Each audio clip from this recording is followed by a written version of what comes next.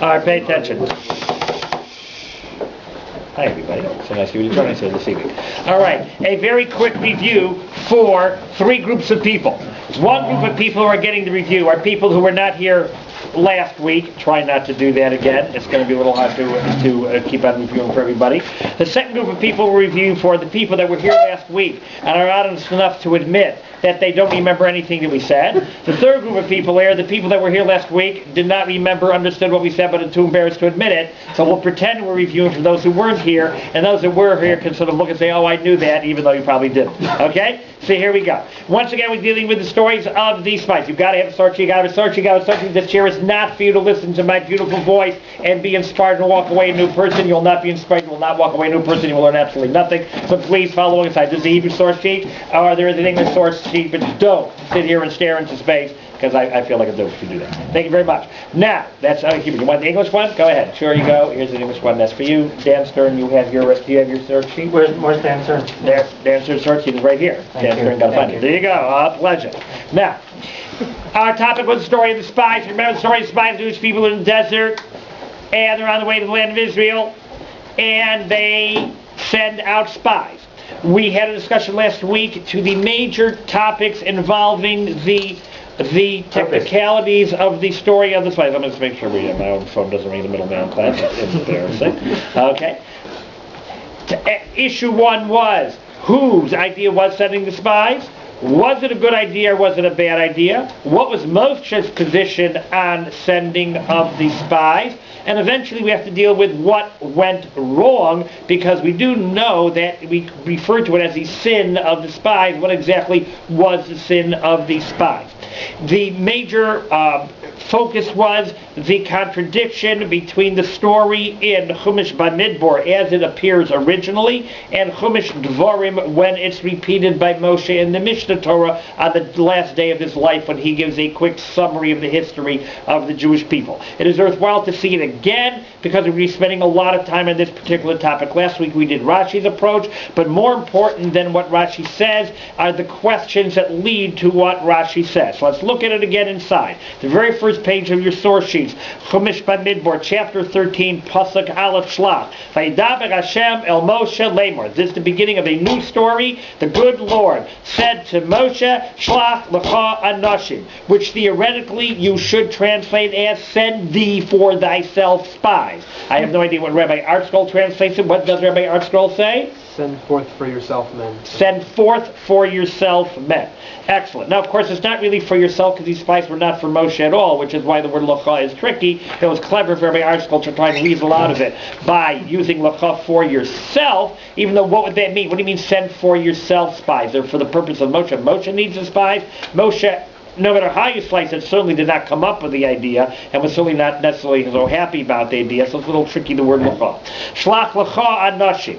Send for yourself men, v'yatugu et eretz Canaan, spy out the land of Canaan. We pointed out last week 4 different verbs used in the story for the context of spying. The one here is v'yatugu. So send for yourself spies to spy out the land of Canaan. Sha'ani notelu that livnei Yisrael, and giving to the Jewish people. Yishachad matem v'tat tishlachu. Since you're sending a super secret mission to spy out the land, obviously the Jewish way to do it is to send a committee of 12, right? One man for every tribe. Kol Nesibahem, and of course, who we're going to send out to slide through the mud, sneak around enemy lines, and find out information. We're going to send the princes. Okay, that's what we're going to send. Moshe said, this is important, by the way, for later on I made the comment. Moshe sent them from Midbar Paran, Al Pi Hashem, which Rabbi Artscroll translates to mean, what does Rabbi Artscroll say? Al Pi Hashem? By the word. By the word of Hashem. He sent them by the word of Hashem, which would normally mean on the command of Hashem. Simple reading of the story here was God's idea. Out of nowhere, God speaks to Moshe and says, send for yourself spies. So it's Moshe supposed to say, okie dokie. Right? He said, Shlach lecha, send for yourself spies. I don't want any. I don't need it. Send for yourself spies. Okay, send spies. And Moshe does it al pi Hashem. Wasn't his idea of al pi Hashem. God told him to do it al pi Hashem. Al pi Hashem yachnu, al pi Hashem yisa'u. The phrase al pi Hashem appears throughout the Torah for the command of God. When they traveled al pi Hashem. They traveled by the command of God. God said travel, they traveled. The cloud went up, started moving. Everyone said, okay, that's God's command. Bam, al pi Hashem yisa'u, al pi Hashem yachnu. When they camped, they did not camp based on Moshe's decision. God didn't say camp wherever you want. It was al pi Hashem yachnu. They camped wherever God told them to camp. It was all based on the command of God. Moshe did everything al pi Hashem, based on the command of God. It would appear that it was God's idea. If it was God's idea, then it had to be a good idea. As we saw in CHUMASH Dvarim, again, if you turn your pages, whether you have English or Hebrew, just keep on turning till the word BaMidbar stops and the word Dvarim starts. Right? That's Dvarim, that's Deuteronomy. And somewhere along the line, find yourself, whether you're in Hebrew or you're in English, find Dvarim Aleph Chaf Beis, chapter 1, verse 22. It should be even in the English sources, though not every English source sheet is exactly the same. I had a little problem with the photocopying. But you should be able to find Dvarim Aleph Chaf Beis. There, Moshe is repeating all the different the stories of what happened. Jump back to Chaf Aleph to 21. Right, see, right, we left Mount Sinai. All is forgiven from the sin of the golden calf. We got to Kadesh Barnea, which is the border. And in 21 it says, see, God has given you the land. Alei Reish, go up, because when you go to Eretz Yisrael, you're always going up. Alei, right, Aliyah, go up to the land of Israel. Reish, inherit it, take it over. Al tira, al tichas, don't be afraid, go. And when Moshe gave the command, they're at the border of Eretz Yisrael, right? He's repeating the story. And he says, and I told you guys, here we are, go up and get it. What then happened? 22, Chav Beis, V'tgavuna laikulchem, all of you gathered to me, V'tomun, you all said, Nishlachan Hashim l'faneinu, let's send some men in front of us, V'yachparu, to spy out, different verb, Et ha'aretz, V'yashiv otanu davar, and they'll bring back a report, Derech Hashanah leba, what road to take, Arim Hashanah voleim, what cities we're going to find, V'yitav be'elai davar, I thought it was a great idea. So I took 12 people, bingo. Here it seems to imply no command of God. God had no position. God was not involved. The people came and asked Moshe, and Moshe thought it was a good idea. If it's a good idea, you don't have to ask God. It's a good idea. It's a good idea. You're thinking Shadam Yeshut, let me ask God. It's a good idea. It's a good idea. Right? It's a good idea. It was a good idea. Contradiction. Here the people appear to Moshe. Moshe says, great idea, let's do it. Here it says God, one day out of nowhere, taps Moshe on the shoulder and says, Moshe, yes, God, Shelach l'chad nashim, send spies. Contradiction. No matter what you do, you got to solve that. Rashi took the approach, as you remember, Rashi took the approach like this. Rashi took the approach that the main thrust of the story is as it appears in the repetition in Dvarim. That's really how the story went. The idea was the people. The people came to Moshe and said, let's send spies. It was not a good idea, because according to Rashi, the purpose of the mission was to see whether it's a good land or not. We have to see why. It's not how it appears when the mission is described in Dvarim. If you remember from last week, the way the mission is described here in BaMidbar, it seems to be 50-50. They are asked to see other trees. Is it a good land or bad land? They also are asked military issues. Are they fortified or not? But Rashi seems to learn it clearly that it was not a good idea, because they want to see if it's a good land or not. Where does God come into this? Moshe then asks God what to do. That question appears nowhere in the written Torah, but we're going to speculate that. We're going to assume that, because if you assume it, then the stories make sense. The people came to Moshe here. Moshe asked God, that appears nowhere, and our story is God's response. Now it's a little funny that we start in the middle of the story, right? The Bear Shalom Moshe Lemor, God speaks to Moshe, send spies. We think that's God waking up Moshe up out of nowhere and saying, hi, I got an idea for you. Really, it's God's answer to a question which we're never told about. Funny way to start a story, right? Why don't we start with it? God asked Moshe asked God, hey God, what do you think about sending spies? And God answered Moshe, da, da, da, da, da. But that's how Rashi learns it, because that solves the contradiction. Of course, this is all the Medrash. Rashi's getting it all from the Medrash. So the people came, asked Moshe. Moshe asked God, according to Rashi, God's response was not a command, send spies. It was, I think it's a bad idea, but I won't stop you if you want to do it. Where does Rashi get that idea from? Why can't Rashi learn God's response as great idea, go? Right? Because Rashi has a problem with the word lecha.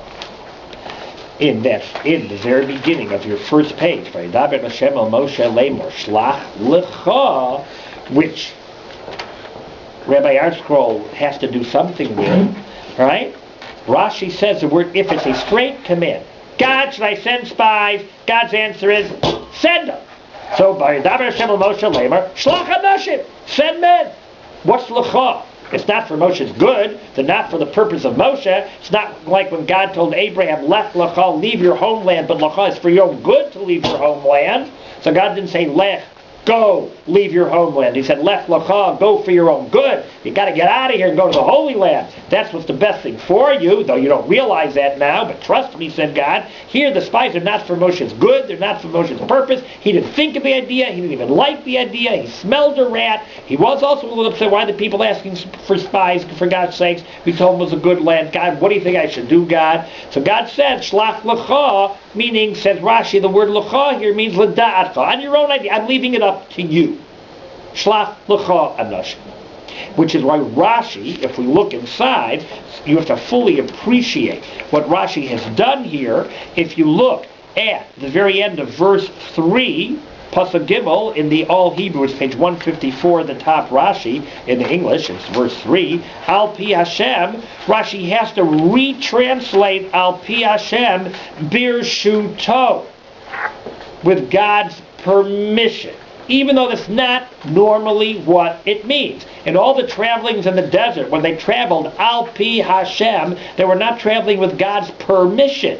They were traveling with God's command. But if you look at the Rashi, they have the All Hebrew. It's the third page in on the All Hebrew, page 154. You'll see the very first Rashi, the beginning of the Rashi on 154. Right, in the All English, it's wherever the English is, for God's sakes. Right? If you read English, you can probably count to verse 3. Al Pi Hashem, Bir Shu To. With his permission, Sholi Cave Al Yado, God did not hold him back. But he didn't command him to send, because God was also ticked off. Look how chutzpah. What do they want to see if the land is good? I promise it's a good land. They want to go? Okay, go. Wouldn't it be the same thing to see about the military? Because, like you're correct. So that you'll have to debate. There, it's a little easier to say that's not a bad idea because they are going to be fighting with real weapons, so it might be fair. Also a possibility it's not a good idea. But Rashi learns this. If you remember, Rashi's been learning it, that God's upset because I said it was a good land. We'll look at it again. Okay? Lovely. Now, Rashi has another problem. If Rashi's correct that the people came up with the idea, when Moshe asked God, God gave a very unhappy answer. Shlach lecha. If you want, go ahead. I don't think it's a good idea, but if you want, you can go ahead and do it. So then Moshe's response to the people should seemingly have been what? No. God doesn't think it's a good idea. We want to send spies. Yeah, I don't think so. But God said we can't. He didn't say you can't, but he wasn't really happy about it, so I don't think you should do it. God says it's a good land, and I don't think you should do it. Especially, look at the Rashi again. Look at the second Rashi on Pasuk Beis, not the first. In the All Hebrew, it's 152. In the English, it's the second Rashi entitled Shlach Lecha, send for yourself. Forget the first one for the moment. Says Rashi, Shlach Lecha, quoting the BaMidbar Rabbah, the Medrash Rabbah on BaMidbar, right? BaMidbar Rabbah, that's the Medrash Rabbah, right? Y'all familiar with what Medrash is? We'll talk about it later, maybe. Okay? Says Rashi, L'da'atcha, on your own, based on what you feel, Ani eini mitzaveh lecha, I am not commanding you, even though that's a bit what it sounds like. Im tirtzeh shlach, if you want, you can send. So Rashi has a problem. Why does God out of nowhere say, hey, by the way, if you want to send spies, you can, huh? Right? What? Yeah, you could if you want.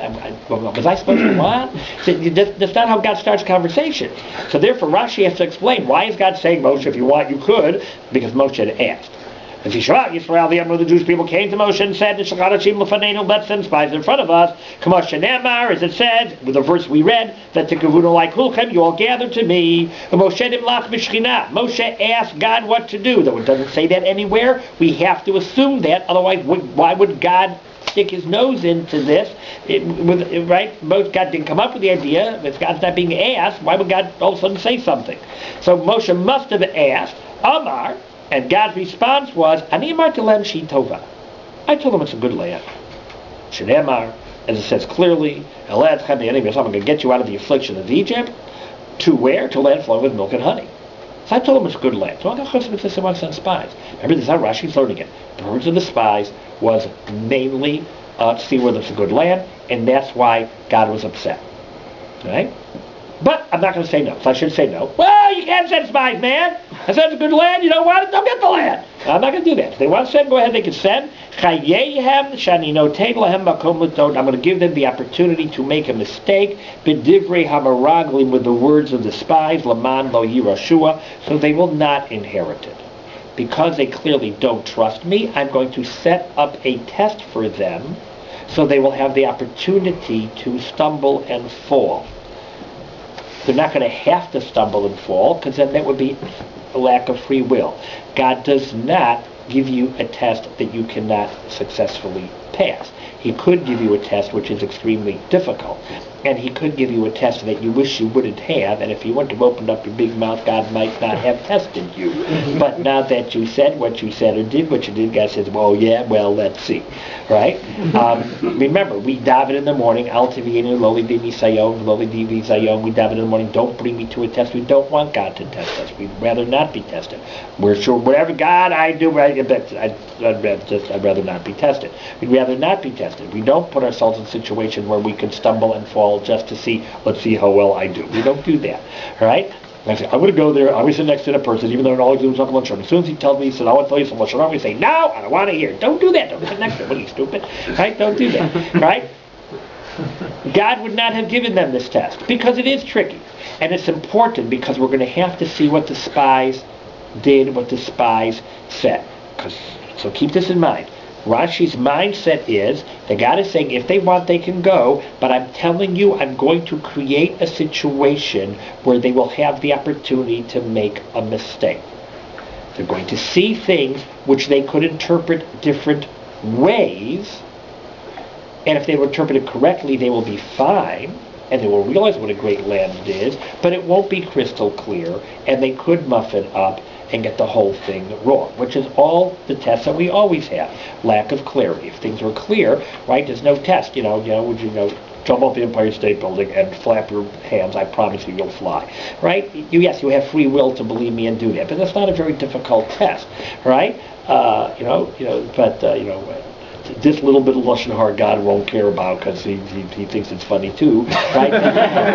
That's the more difficult test. That's lack of clarity. By the way, if you know the story well, what will Rashi end up focusing on as the real test of the spies? What situation did God create that had they interpreted it correctly, they would have appreciated what God did for them, but they could interpret it incorrectly, and therefore come back with a bad report, and that's taka what happened? Death of the giant. Funerals. Biduk, exactly, the funerals. We'll get to that soon. If you're going to see tons of funerals, they are going to interpret it as a land where people are constantly dying without realizing that clearly it's a ridiculous amount of funerals. Maybe God just did a miracle to keep people busy, not to notice the spies. But they're going to interpret it based on their preconceived idea as it's probably a lousy land, but that's what's coming up. So that's what's coming up, but that's how Rashi's learning it. One last problem. If all this is true, why did Moshe respond to the people when they said, let's send spies? Why did he say it was a good idea? Why didn't he tell them what God said, which was, it's not really a good idea? Said Rashi there, reverse psychology. Right? Moshe was using reverse psychology. Someone says, sell me your donkey. I say, can I take it for a test drive? You say, sure. Says, can I drive it up in the mountains, in the desert? You take it anywhere you want. I don't care. I'm not worried. The guy's so secure, you say, no, I don't need to test drive. Right? And I said, can I take it for a test drive? Yeah, well, yes, you have to. Right? I said, where? Well, then look around the corner, but please no further. Well, that's, it makes smells and ran. So Moshe Rabbeinu used reverse psychology. He said, you want to send spies? Send spies! Go to the mouth, to the back, to the front, I don't care, make sure, no. He doesn't do it. Well, he's so sure we don't need to do it. It's okay, Moshe, we will. Said, oh, no. His reverse psychology did not work. That's how Rashi learned the story.